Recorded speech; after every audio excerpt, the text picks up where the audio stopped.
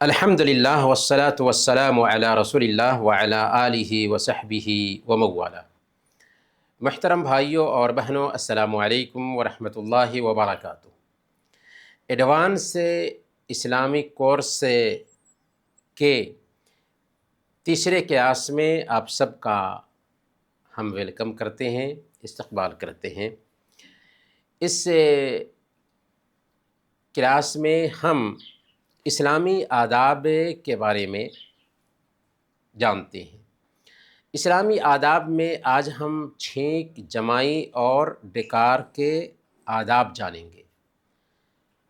چھینک اللہ تعالیٰ کی طرف سے ایک نعمت ہے، جسم کو فائدہ پہنچاتی ہے، بیماری دور کرتی ہے، خون کی گردش کو صحیح رکھتی ہے، سانس لینے کی صلاحیت پیدا کرتی ہے، جسم کو کیٹانوؤں سے بچاتی ہے۔ چھینک آنے کی وجہ سے دماغ سے جو رطوبت نکلتی ہے، یہ رطوبتیں اگر نہ نکلیں تو جسم کے لیے بیماری کا سبب بن سکتی ہیں۔ چھینک جسم کی چستی اور ہلکے پن کی پہچان بھی ہے، جبکہ اس کے اپوزٹ جمائی کو دیکھیں تو جمائی جسم کے بھاری پن اور سستی کی پہچان ہوتی ہے۔ چھینک تعریف کے قابل چیز ہے، کیونکہ یہ اللہ کی اطاعت کے کاموں کو انجام دینے میں مددگار بنتی ہے، جبکہ جمائی یہ نندہ کے قابل چیز ہے، مذمت کے قابل چیز ہے۔ کیوں؟ اس لیے کہ جمائی کی وجہ سے ایک انسان اچھے کاموں اور نیکی کے کاموں میں سستی برتتا ہے، اور جمائی سستی کی پہچان ہوتی ہے، اس لیے یہ اچھی چیز نہیں ہوتی۔ چھینک انسانی جسم کو صحت مند رکھنے کا بہترین ذریعہ ہے، اور ایک مسلمان دن اور رات میں کئی مرتبہ چھینکتا ہے۔ تو چھینکنے کی وجہ سے جو ایک انسان کو صحت کا فائدہ ہوتا ہے، تو اس کے ساتھ ساتھ ایک آدمی کو یہ بھی چاہیے کہ چھینک کے آداب کیا ہو سکتے ہیں، ان آداب کو بھی جانے اور سمجھے۔ چھینک کی حکمت کیا ہو سکتی ہے، اس کو علامہ ابن القیم رحمۃ اللہ علیہ نے اپنی پیاری سی کتاب زاد المعاد میں بیان کیا ہے کہ چھینک کی حکمت کیا ہے۔ تو لکھتے ہیں کہ چھینکنے والے کو چھینک کے بعد اس طرح نعمت حاصل ہوتی ہے کہ اس کے دماغ میں اکٹھا جو گیس ہوتا ہے وہ نکل جاتا ہے۔ اگر یہ گیس باقی رہتا تو خطرناک بیماریوں کا سبب بن سکتا تھا۔ اور جس طرح زمین پر زلزلہ آتا ہے، اسی طرح اس کے جسم میں بھی چھینک کی وجہ سے ایک طرح سے زلزلہ آیا۔ اس کے باوجود اس کے جسم کے جو اعضاء ہیں وہ سب کے سب صحیح سلامت اور ٹھیک ٹھاک رہے۔ اس لیے اس احسان کو پانے کے بعد مناسب تھا کہ اللہ کی تعریف بیان کی جائے اور الحمدللہ کہا جائے۔ گویا کہ چھینک کے بعد الحمدللہ کہنا یہ اس بات کی دلیل ہے کہ ایک طرح سے جسم میں زلزلہ آیا اور سارے اعضاء ٹھیک ٹھاک رہے، تو ہم کہتے ہیں الحمدللہ۔ امام ابن المفلح رحمۃ اللہ علیہ نے اپنی کتاب الآداب الشرعیہ میں لکھا ہے، ابن حبیرہ رحمۃ اللہ علیہ کہتے ہیں کہ ایک انسان کو جب چھینک آتی ہے تو یہ اس بات کی پہچان ہوتی ہے کہ اس کا جسم، اس کے کھانے پینے کا سسٹم اور اس کی طاقت بالکل صحیح ہے، سلامت ہے، ٹھیک ٹھاک ہے، سب کچھ صحیح کام کر رہا ہے۔ اس لیے مناسب تھا کہ اس احسان پر وہ اللہ کا شکر ادا کرے۔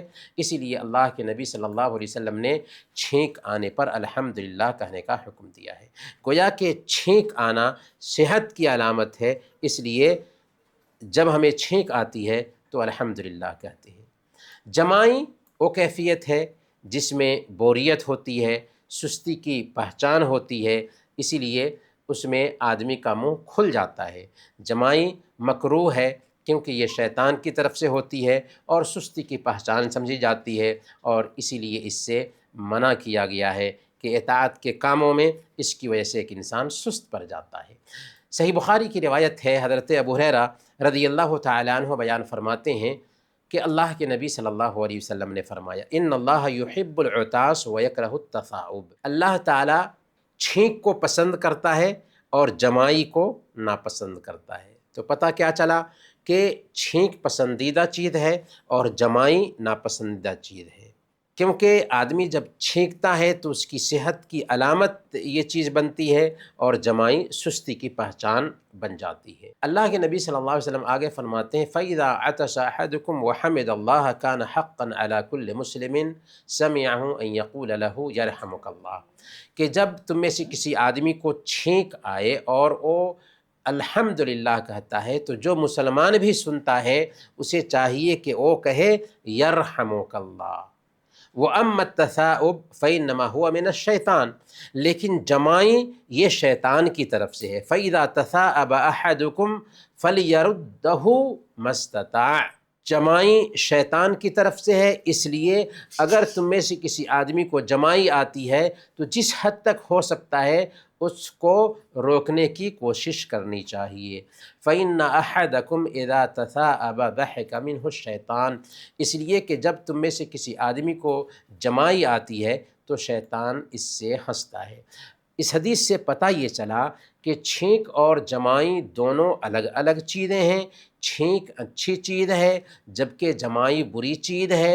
چھینک سے صحت کی پہچان ظاہر ہوتی ہے اور جمائی سستی کی پہچان ہوتی ہے۔ جمائی یہ شیطان کی طرف سے ہوتی ہے، چھینک اللہ کی طرف سے ہوتی ہے، اور جب جمائی آئے تو جہاں تک ممکن ہو اسے روکنے کی کوشش کرنی چاہیے۔ جمائی آئے تو کیا کرنا چاہیے ہمیں؟ پہلے نمبر پر جب جمائی آئے تو اسے روکنے کی کوشش کریں۔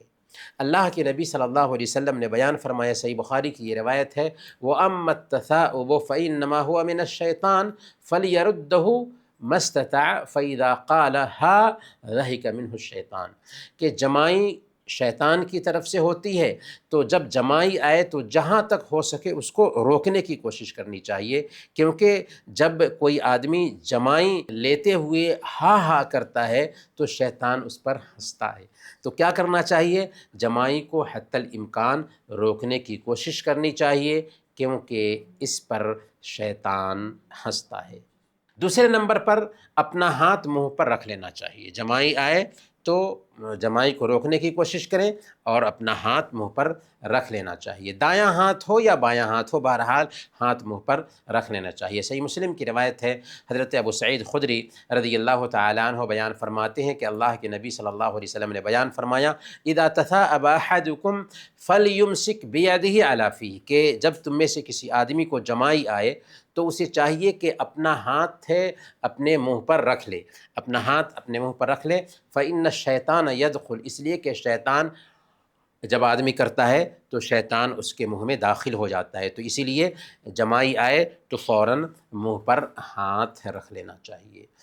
مقصود منہ پر ہاتھ رکھنا نہیں ہے، بلکہ مقصود یہ ہے کہ منہ بند کر لے، کیونکہ شیطان منہ میں داخل ہو جاتا ہے۔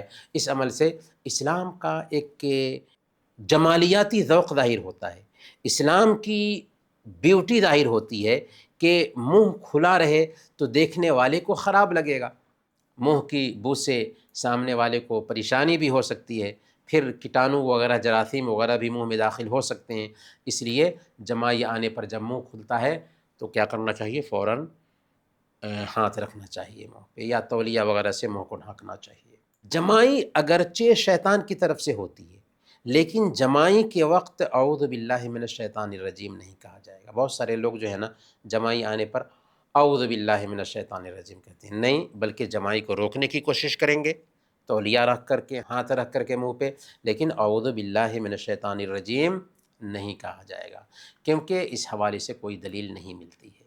یہی فتویٰ سعودی عرب کی دائمی فتویٰ کمیٹی کا ہے کہ جمائی کو روکنے کی کوشش کریں گے، منہ پر ہاتھ رکھ لیں گے، لیکن اعوذ باللہ من الشیطان الرجیم نہیں کہیں گے، اگرچہ جمائی شیطان کی طرف سے ہے۔ اب سوال یہ ہے کہ اگر بچے کو جمائی آئے تو کیا جمائی کے وقت اس کے منہ پہ ہاتھ رکھا جائے گا؟ تو اگر بچہ سیکھنے کے قابل ہو تو اسے سکھایا جائے گا کہ جمائی آئے تو منہ پر ہاتھ رکھو اور جمائی کو روکنے کی کوشش کرو۔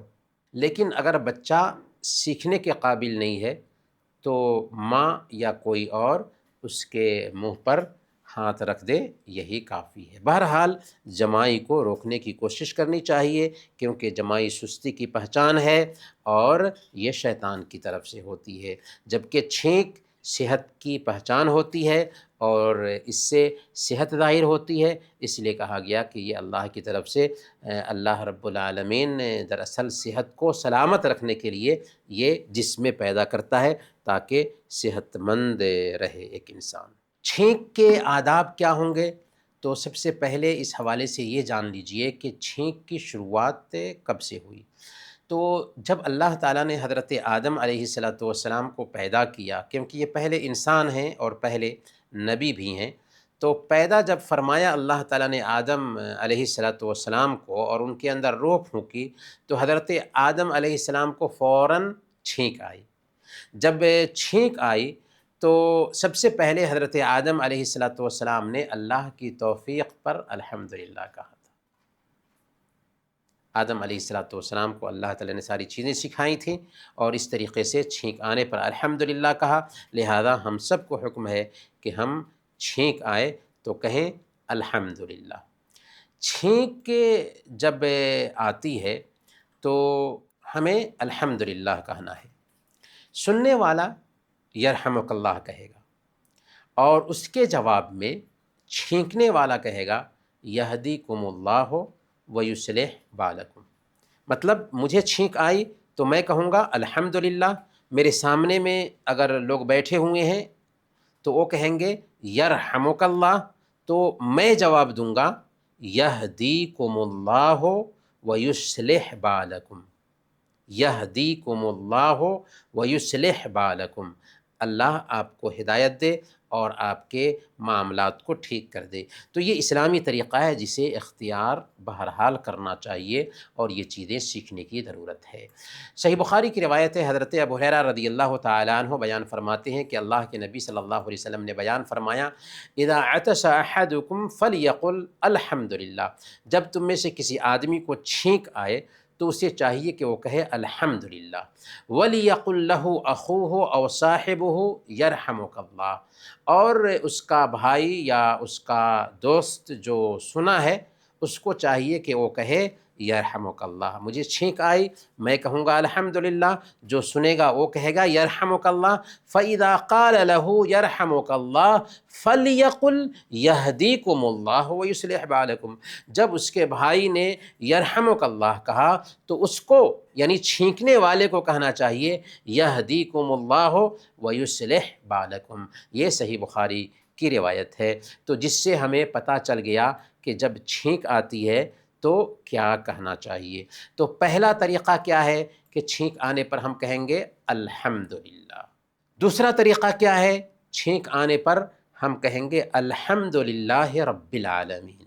یہ بھی صحیح الجامع کی روایت سے ثابت ہے کہ الحمدللہ رب العالمین بھی کہا جا سکتا ہے۔ تیسری روایت آتی ہے اس حوالے سے کہ الحمدللہ علی کل حال، یہ بھی کہہ سکتے ہیں۔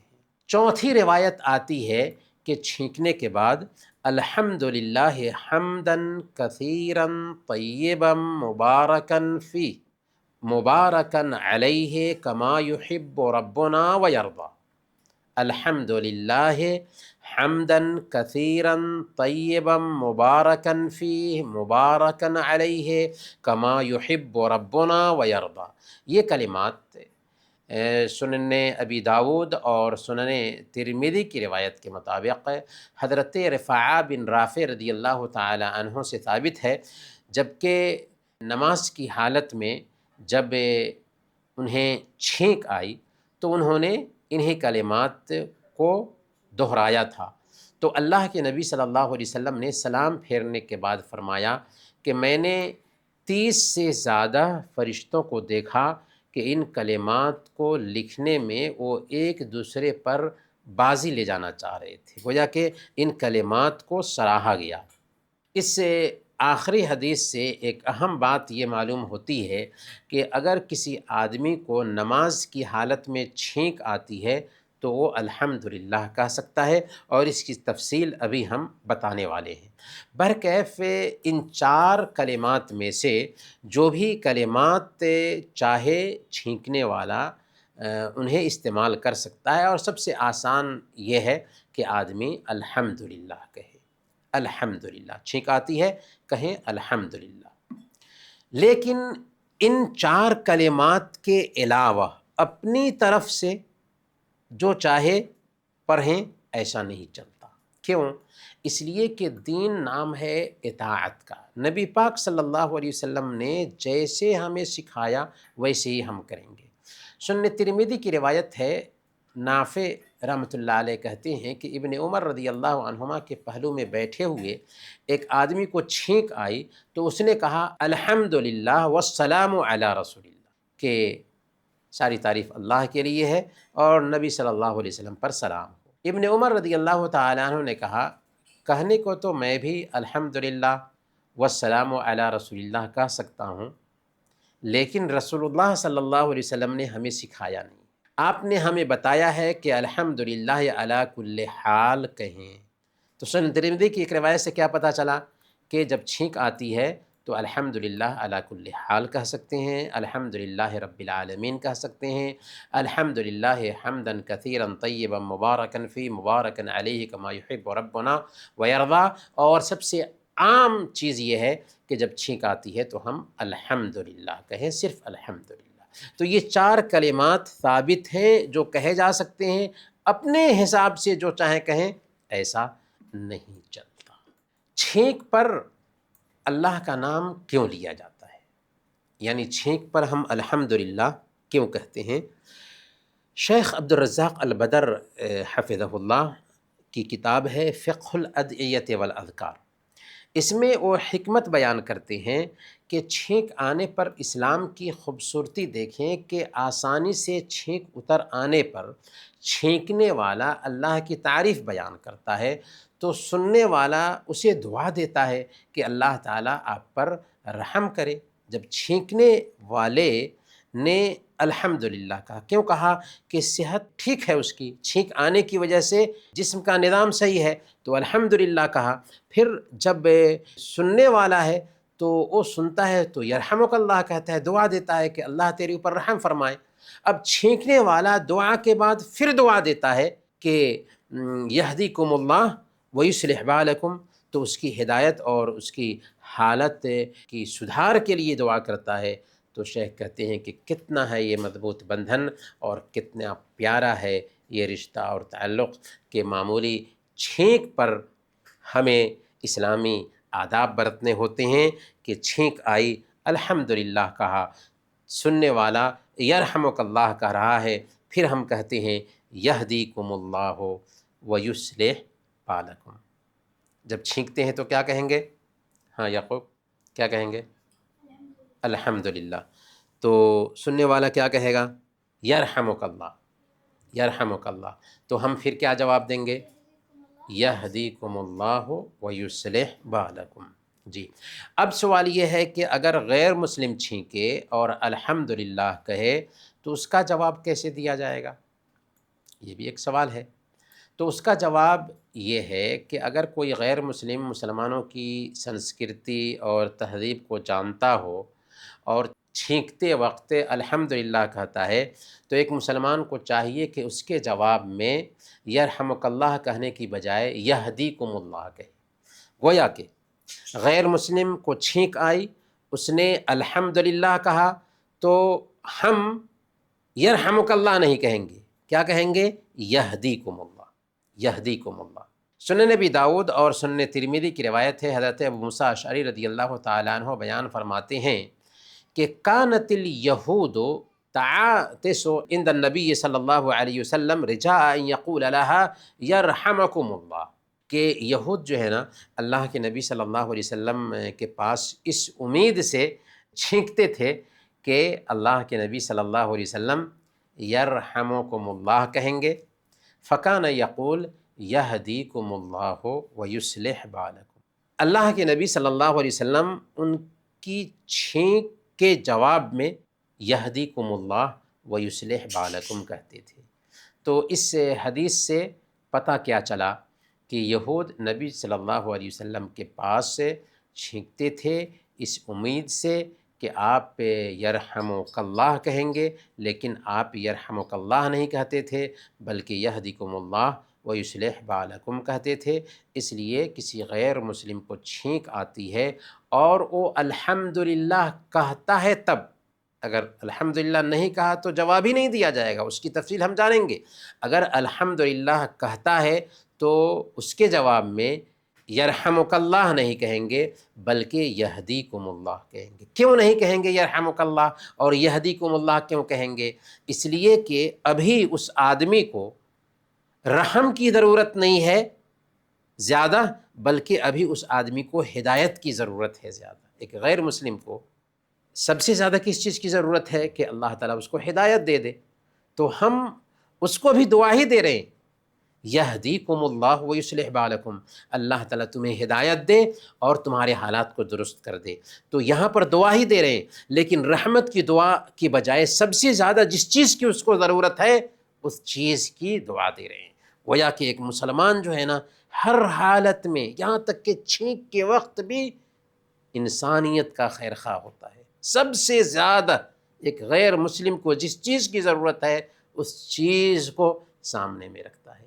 اس لیے اس کو چھینک آئی، الحمدللہ کہا، تو ہم یرحمک اللہ کی بجائے یہدیکم اللہ ویصلح بالکم کہہ رہے ہیں کہ اللہ تجھے ہدایت دے اور تیرے معاملات کو درست کر دے۔ گویا کہ مجھے چھینک آتی ہے، میں الحمدللہ کہتا ہوں، سننے والا یرحمک اللہ کہے گا اور میں جواب دوں گا یہدیکم اللہ ویصلح بالکم۔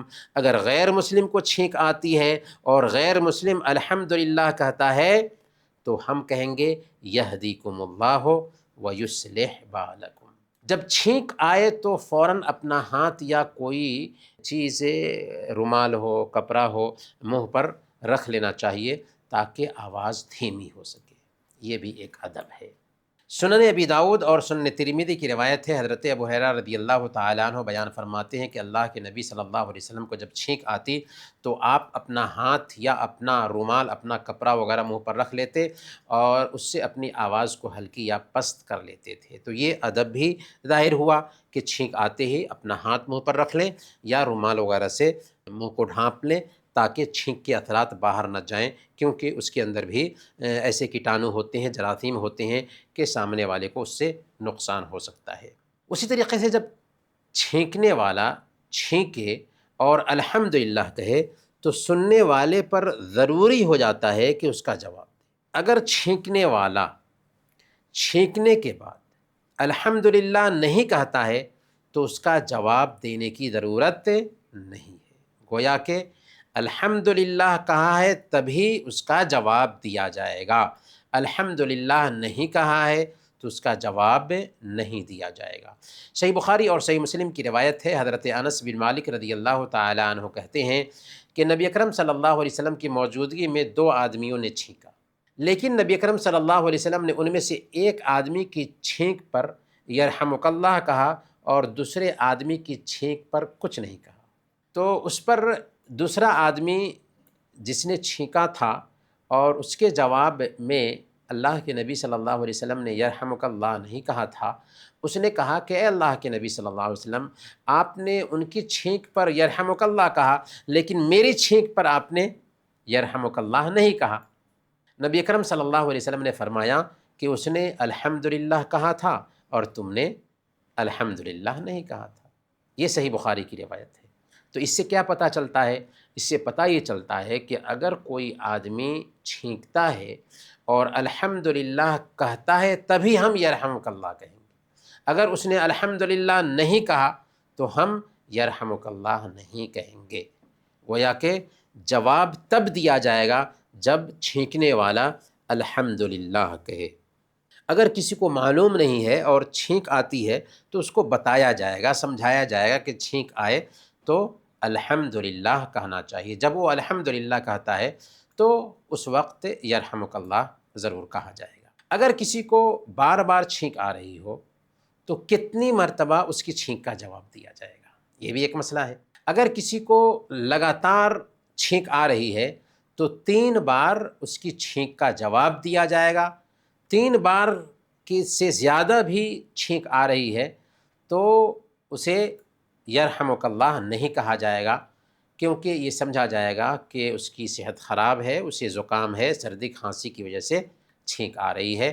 ایسی صورت میں اس کے لیے شفا کی دعا کی جائے گی، شفا کی دعا کی جائے گی۔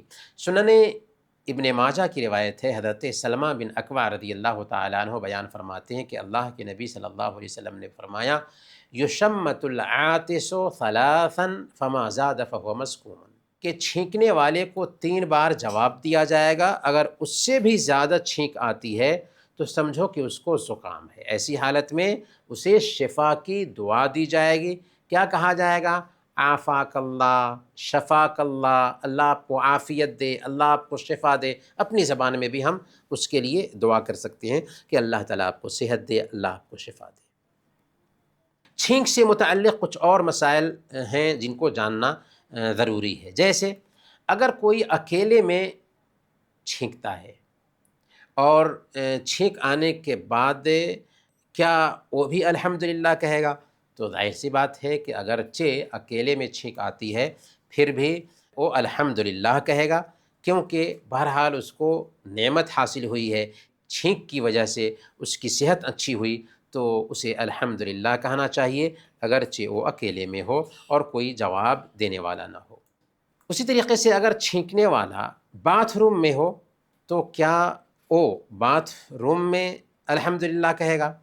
تو اگر کوئی باتھ روم میں ہے اور اسے چھینک آئے تو زبان سے الحمدللہ نہیں کہے گا۔ کیوں؟ اس لیے کہ باتھ روم میں اللہ کا ذکر نہیں ہوگا، البتہ دل میں الحمدللہ کہے گا، یعنی زبان کو حرکت نہیں دے گا باتھ روم میں بیٹھا ہوا، لیکن دل میں الحمدللہ کہے گا، دل میں، زبان کو حرکت دیے بغیر، تاکہ اس ذکر کی عظمت اور پاکیزگی اور نداحت بحال رہے۔ ٹھیک ہے؟ تو باتھ روم میں چھینک آئی، الحمدللہ زبان کو حرکت دے کر نہیں بولیں گے بلکہ دل میں بولیں گے۔ ایک اور مسئلہ ہے کہ اگر کسی کو نماز کی حالت میں چھینک آتی ہے، تو ابھی اس کا ذکر کیا ہم نے، تو اسے چاہیے کہ دھیمی آواز میں الحمدللہ کہے کہ بغل والے کو بھی اس کا احساس نہ ہو۔ چھینک آئی، دھیمی آواز میں الحمدللہ کہے، کیونکہ الحمدللہ ذکر ہے، لیکن یہ بات نوٹ کیجئے کہ سننے والے کے لیے نماز کی حالت میں جواب دینا جائز نہیں ہوگا، حرام ہوگا۔ کیوں؟ اس لیے کہ الحمدللہ اللہ کا ذکر ہے، لیکن یرحمک اللہ یہ انسانی کلام ہے، اس میں دعا کا مفہوم آتا ہے، جبکہ الحمدللہ ذکر ہے، تو الحمدللہ چھینکنے والا کہہ سکتا ہے اور زور سے نہیں کہے گا، لیکن اگر کوئی آدمی چھینکتا ہے تو اس کے جواب میں یرحمک اللہ نماز کی حالت میں نہیں کہہ سکتے۔ معاویہ بن حکم السلمی رضی اللہ تعالیٰ عنہ ایک صحابی رسول ہیں، صحیح مسلم کے اندر یہ روایت آئی ہے کہ ان کو مسئلہ معلوم نہیں تھا، اس لیے وہ نماز کی حالت میں چھینک کا جواب دے دیے، تو بعد میں اللہ کے نبی صلی اللہ علیہ وسلم نے ان کو سمجھایا کہ نماز میں انسانوں کی بات نہیں ہوتی ہے۔ تو پتہ یہ چلا کہ چھینک آتی ہے تو ہم آہستہ سے الحمدللہ کہیں گے، لیکن کوئی دوسرا چھینک کا جواب نہیں دے سکتا، کیونکہ انسانی بات ہو جاتی ہے۔ سنن ترمذی کی روایت ہے، حضرت رفاعہ بن رافع رضی اللہ تعالیٰ عنہ کہتے ہیں کہ میں نے نبی اکرم صلی اللہ علیہ وسلم کے پیچھے نماز پڑھی، مجھے چھینک آئی تو میں نے الحمدللہ حمدا کثیرا طیبا مبارکا فیہ مبارکا علیہ کما یحب ربنا ویرضا کہا۔ جب رسول اللہ صلی اللہ علیہ وسلم نماز پڑھ کر پلٹے تو آپ نے پوچھا کہ نماز میں کون بول رہا تھا؟ کسی نے جواب نہیں دیا، پھر آپ نے یہی بات دوبارہ پوچھی کہ نماز میں کون بول رہا تھا؟ اس بار بھی کسی نے جواب نہیں دیا، پھر آپ نے یہی بات تیسری مرتبہ پوچھی کہ نماز میں کون بول رہا تھا؟ حضرت رفاعہ بن رافع رضی اللہ تعالیٰ عنہ نے عرض کیا کہ میں تھا اے اللہ کے نبی صلی اللہ علیہ وسلم۔ آپ نے پوچھا کہ تم نے کیا کہا تھا؟ انہوں نے کہا کہ میں نے یوں کہا تھا، الحمدللہ حمدا کثیرا طیبا مبارکا فیہ مبارکا علیہ کما یحب ربنا ویرضا۔ تو نبی اکرم صلی اللہ علیہ وسلم نے فرمایا کہ قسم ہے اس ذات کی جس کے ہاتھ میں میری جان ہے کہ 30 سے زائد فرشتے اس پر جھپٹے کہ اسے کون لے کر کے آسمان پر چڑھے گا۔ تو اس سے پتہ یہ چلتا ہے کہ اگر کسی آدمی کو نماز میں چھینک آتی ہے تو وہ آہستہ سے الحمدللہ بہرحال کہہ سکتا ہے، لیکن جواب دینا جائز نہیں ہوگا، حرام ہوگا، کیونکہ یرحمک اللہ یہ انسانی گفتگو ہو جاتی ہے، یہ بات نوٹ کر کے رکھیں۔ ایک اور مسئلہ ہے کہ اگر فتنہ کا ڈر نہ ہو تو مرد عورت کی چھینک کا جواب دے سکتا ہے اور عورت بھی مرد کی چھینک کا جواب دے سکتی ہے۔ فتنہ کا ڈر کا مطلب کیا ہوا کہ چھینک کا جواب دینے کی وجہ سے اگر کوئی فتنہ پیدا ہوتا ہے تو ایسی حالت میں عورت کی چھینک کا جواب نہیں دیا جائے گا۔ جیسے جوان لڑکے اور لڑکیاں ہیں تو بہرحال چھینک کا جواب نہیں دینا چاہیے اگر فتنہ کا ڈر ہے تو۔ اگر فتنہ کا ڈر نہیں ہے تو مرد عورت کی چھینک کا جواب دے سکتا ہے اور عورت مرد کے چھینک کا جواب دے سکتی ہے۔ ایک اور مسئلہ ہے کہ خطبہ کے بیچ اگر کسی کو چھینک آتی ہے تو کیا کرنا چاہیے؟ اگر خطبہ کے بیچ کسی کو چھینک آتی ہے تو اسے چاہیے کہ دھیمی آواز سے الحمدللہ کہے۔ چھینکنے والا الحمدللہ کہے گا، زور سے کہنا صحیح نہیں ہے۔ کیوں؟ اس لیے کہ ممکن ہے کہ اگر زور سے الحمدللہ کہے گا تو سننے والا یرحمک اللہ کہہ دے، اور سننے والے کے لیے خطبہ کے بیچ یرحمک اللہ کہنا جائز نہیں، حالانکہ یرحمک اللہ دعا ہے، اور اگر کسی کو چھینک آتی ہے تو واجب ہو جاتا ہے کہ وہ یرحمک اللہ کہے، پر خطبے کی حالت میں جائز نہیں ہے، کیونکہ خطبہ چل رہا ہے، خطبہ چل رہا ہے، اس لیے اس حالت میں یرحمک اللہ کہنا جائز نہیں۔ اس لیے اگر چھینک آتی ہے ہم آہستہ سے الحمدللہ کہہ لیں گے، زور سے نہیں کہیں گے کہ بازو والے کو مجبور ہو کر کے یا مسئلہ معلوم نہ ہونے کی وجہ سے یرحمک اللہ کہنا پڑے، حالانکہ اس کے لیے یرحمک اللہ کہنا جائز نہیں ہے خطبہ کے بیچ۔ اس سے خطبے کی نزاکت بھی ہمیں سمجھ میں آتی ہے۔ چھینکنے والے کو الحمدللہ اتنی آواز میں کہنا چاہیے کہ اس کا ساتھی سن لے، کیونکہ اس کے الحمدللہ کہنے پر جواب دینے کا حکم ہے، اور آدمی جب زور سے نہیں کہے گا الحمدللہ تو یرحمک اللہ وہ کیسے کہے گا؟ اس لیے اتنی آواز میں بہرحال چھینکنے والے کو الحمدللہ کہنا چاہیے کہ سامنے والا سن لے۔ سوال یہ ہے کہ کن کن حالات میں چھینک کا جواب نہیں دیا جائے گا، تو ان میں سے کچھ حالات کو ہم جان چکے ہیں، ہم تفصیل سے جانتے ہیں اس کو۔ جب چھینکنے والا الحمدللہ نہ کہے تو یرحمک اللہ نہیں کہا جائے گا، ٹھیک ہے؟ الحمدللہ کہتا ہے تبھی یرحمک اللہ کہا جائے گا۔ دوسرے نمبر پر اگر کسی کو 3 سے زیادہ مرتبہ چھینک آتی ہے تو یرحمک اللہ نہیں کہا جائے گا، بلکہ اس کے لیے شفا کی دعا کی جائے گی، شفاک اللہ کہا جائے گا، اللہ آپ کو شفا دے۔ تیسرے نمبر پر نماز میں یا جمعہ کے خطبہ کے بیچ کسی ایسی حالت میں ہو کہ ایک بندہ نماز میں ہے یا خطبہ کے بیچ ہے، تو ایسی حالت میں بھی ایک بندے کو چھینک کا جواب نہیں دینا چاہیے۔ اسی طریقے سے ایک بندہ اگر بیت الخلاء میں ہے اور اس کو چھینک آتی ہے تو اس کا بھی جواب نہیں دیا جائے گا، اور ہم نے بتا دیا کہ اس کو دل ہی میں الحمدللہ کہہ لینا ہے، زبان سے حرکت بھی نہیں دے گا جب کہ وہ بیت الخلاء میں ہے۔ چھینکنے والا جب الحمدللہ کہے تو اس کے جواب میں یرحمک اللہ کہنا واجب اور ضروری ہے، آپشن نہیں ہے، واجب ہے۔ صحیح بخاری اور صحیح مسلم کی روایت ہے، حضرت ابو ہریرہ رضی اللہ تعالیٰ عنہ بیان فرماتے ہیں کہ اللہ کے نبی صلی اللہ علیہ وسلم نے فرمایا خمس تجب للمسلم علی اخیہ، کہ 5 چیزیں ایک مسلمان کے لیے ضروری ہے کہ اپنے مسلمان کے ساتھ برتے، یعنی ایک مسلمان پر اپنے بھائی کے 5 واجبی حقوق ہیں جنہیں ادا کرنا ضروری ہے مسلمان کے لیے۔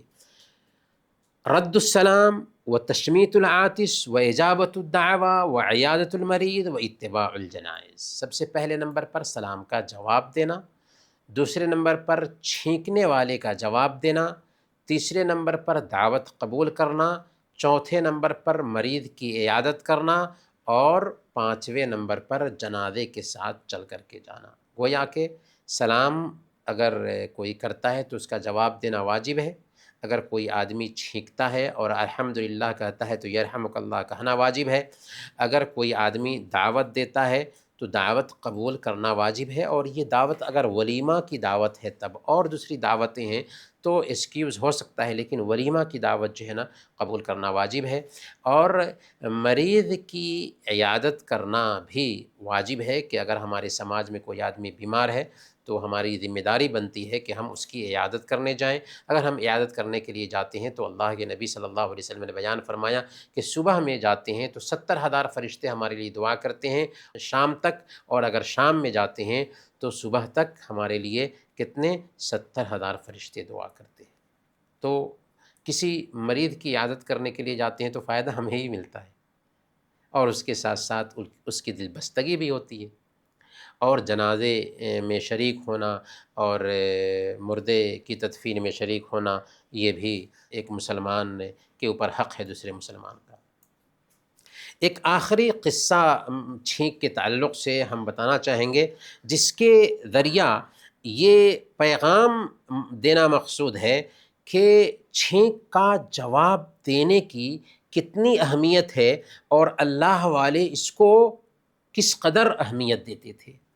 حافظ ابن حجر رحمۃ اللہ علیہ نے فتح الباری میں لکھا ہے، وہ کہتے ہیں کہ امام ابن عبد البر رحمۃ اللہ علیہ نے بیان کیا کہ امام ابو داؤد السجستانی رحمۃ اللہ علیہ صاحب سنن ابی داؤد، یعنی سنن ابی داؤد لکھنے والے امام ابو داؤد السجستانی ہیں، ان کا واقعہ بیان کرتے ہیں کہ وہ کسی کشتی میں سوار تھے، اسی بیچ ایک آدمی کو دیکھا کہ اسے چھینک آئی تو اس نے الحمدللہ کہا۔ امام ابو داؤد نے فوراً 1 درہم میں ایک کشتی کرایہ پر لی، یہاں تک کہ چھینکنے والے کے پاس آئے اور اس کی چھینک کا جواب دے کر لوٹ گئے۔ امام ابو داؤد رحمۃ اللہ علیہ سے جب اس کا سبب پوچھا گیا تو انہوں نے کہا کہ ممکن ہے کہ وہ آدمی ایسا رہا ہو جس کی دعا قبول ہوتی ہو، ممکن ہے وہ آدمی ایسا رہا ہو جس کی دعا قبول ہوتی ہو۔ جب لوگ کشتی میں سو گئے تو کوئی کہنے والا یہ کہہ رہا تھا کہ یا اہل السفینہ ان ابا داؤد اشتری الجنۃ من اللہ بدرہم، کہ اے کشتی کے سواریوں، امام ابو داؤد رحمۃ اللہ علیہ نے 1 درہم میں اللہ سے جنت خرید لی۔ اس قصے سے کیا سمجھ میں آیا؟ امام ابو داؤد رحمۃ اللہ علیہ کشتی میں ہیں، کشتی سے باہر ایک آدمی کو چھینک آتی ہے، اس چھینک کا جواب دینے کے لیے امام ابو داؤد رحمۃ اللہ علیہ باضابطہ ایک کشتی کرایہ پر لیتے ہیں اور اس آدمی کے پاس آتے ہیں تاکہ اس کی چھینک کا جواب دے سکیں۔ جب یہ تکلف کرنے کے حوالے سے ان سے پوچھا گیا تو انہوں نے کہا کہ ممکن ہے کہ بندے کی دعا قبول ہوتی ہو، اور اگر ہم اس کی چھینک کا جواب نہ دیتے تو ہم اس سے رحمت سے محروم ہو جاتے۔ تو اس سے پتہ چلتا ہے کہ کسی بھی نیکی کے کام کو معمولی نہیں سمجھنا چاہیے، چاہے چھینک کا جواب دینا ہی کیوں نہ ہو۔ چھینک کے اور جمائی کے بعد ایک چیز ہے ڈکار۔ جب آدمی کا پیٹ بھر جاتا ہے، سیرابی اس کو حاصل ہو جاتی ہے، تو معدہ سے نکلنے والی جو آواز ہوتی ہے اس کو ڈکار کہتے ہیں۔ ڈکار کیوں آتی ہے؟ پہلے نمبر پر سیرابی کی وجہ سے، پیٹ بھرنے کی وجہ سے، دوسرے نمبر پر کھانے میں بدہضمی پیدا ہو جائے تو اس کی وجہ سے بھی ڈکار آتی ہے، اور پیٹ میں گیس جمع ہو جائے تو اس کی وجہ سے بھی ڈکار آتی ہے۔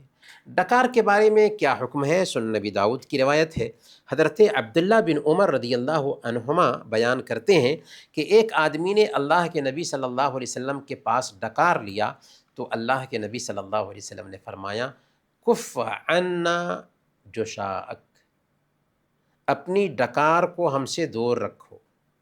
فَإِنَّ أَكْثَرَهُمْ شَبْعًا فِي الدُّنْيَا أَطْوَلُهُمْ جُوعًا يَوْمَ الْقِيَامَةِ، کیونکہ اس دنیا میں جو لوگ زیادہ سیر ہوتے ہیں وہ قیامت کے دن زیادہ لمبی بھوک والے ہوں گے۔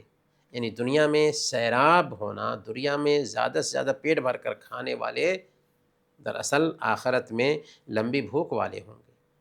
یہ الٹپ نہیں ہے، لیکن ظاہر سی بات ہے کہ اسلام جو ہے نا ہمیں اس بات کی تاکید کرتا ہے کہ کھانے میں زیادتی نہ ہو، بلکہ کم کھائیں، اور کم کھانے کی وجہ سے بہت سارے مسائل سے ہم بچ بھی جاتے ہیں۔